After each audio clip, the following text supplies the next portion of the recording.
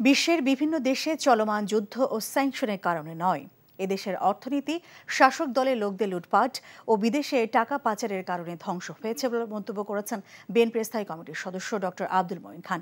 তিনি অভিযোগ করেন, মিথ্যাচার করে দলের লোকদের রক্ষা করতে চাইছে সরকার। এছাড়া গণতন্ত্র ও ভোটের অধিকার পুনঃপ্রতিষ্ঠার প্রশ্নে মার্কিন যুক্তরাষ্ট্র তাদের পূর্বের অবস্থায় অনড় রয়েছে বলেও দাবি করেন তিনি। মিজান রহমানের রিপোর্ট।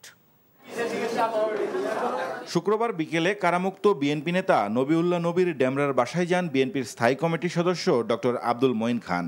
পরে সাংবাদিকদের সাথে মতবিনিময়কালে তিনি বলেন, শুধুমাত্র লুটপাটের কারণে ক্ষমতাসীন দল প্রশাসন ও পুলিশ বাহিনীকে অন্যায়ভাবে ব্যবহার করে গায়ের জোরে ক্ষমতা ধরে রেখেছে। দলীয় লোকদের সীমাহীন লুটপাটের কারণে যখন দেশের অর্থনীতি ধ্বংসের দ্বারপ্রান্তে, তখন সরকার প্রধান চলমান অস্থির বিশ্ব রাজনীতির দোহাই দিয়ে তাদের বাঁচানোর চেষ্টা করছে বলে অভিযোগ করেন ডক্টর মঈন খান। বাংলাদেশের অর্থনীতি ধ্বংসের প্রান্তে এসেছে, তার কারণ বিশ্ব রাজনীতি নয়, তার কারণ হচ্ছে বাংলাদেশে এই অলিগার্কি, আমি যেটা বলেছি, সরকার এবং তার গোষ্ঠীভুক্ত কিছু সুবিধাপ্রাপ্ত ব্যক্তি যারা বাংলাদেশের অর্থনীতিকে লুটপাট করছে, সেই কারণে আজকে বাংলাদেশের অর্থনীতি ধ্বংস হচ্ছে। আজকে বাংলাদেশ তারা লক্ষ লক্ষ হাজার কোটি টাকা বাংলাদেশ থেকে কালো চোরাই পথে ডলার কিনে বিদেশে পাচার করে দিচ্ছে। তার সঙ্গে বিশ্ব অর্থনীতির কি সম্পর্ক থাকতে পারে?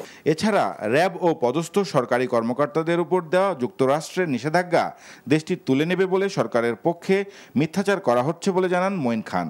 পশ্চিমা বিশ্ব এখনও এদেশে গণতন্ত্র, ভোটাধিকার ও সুষ্ঠু নির্বাচনের পক্ষে অনড় রয়েছে বলে দাবি করেন তিনি। গণতন্ত্রের বিষয়ে আমেরিকার যুক্তরাষ্ট্রের অবস্থান এক চুলো নড়বড় হয়নি।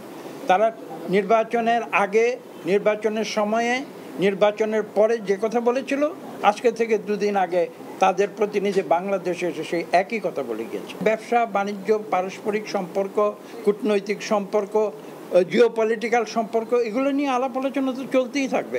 এই আলোচনা আমেরিকা বাংলাদেশ সরকারের সঙ্গে করছে বলেই সরকার যদি ভেবে থাকে তাদের এই একদলীয় শাসন, অগণতান্ত্রিক ব্যবস্থা আমেরিকা স্বীকার করে নিয়েছে, এটা তাদের সম্পূর্ণ ভুল ধারণা। পরে রাজধানীর শান্তিবাগে কারাবন্দী বিএনপির সহ স্বেচ্ছাসেবক বিষয়ক সম্পাদক আব্দুল কাদের ভূঁইয়া জুয়েলের বাসায় তার পরিবারের খোঁজখবর নিতে যান বিএনপির স্থায়ী কমিটির এই সদস্য। Mizan Rahman, NTV news, Dhaka.